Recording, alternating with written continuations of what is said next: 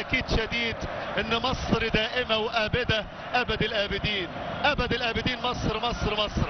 الان في تبديل للزمالك، فريق المصري هيبدل تبديل، هيخرج محمد ابراهيم نجم نادي الزمالك وكابتنه، وهيشارك بديل جديد وحركة جديدة هو اللاعب مصطفى فتحي.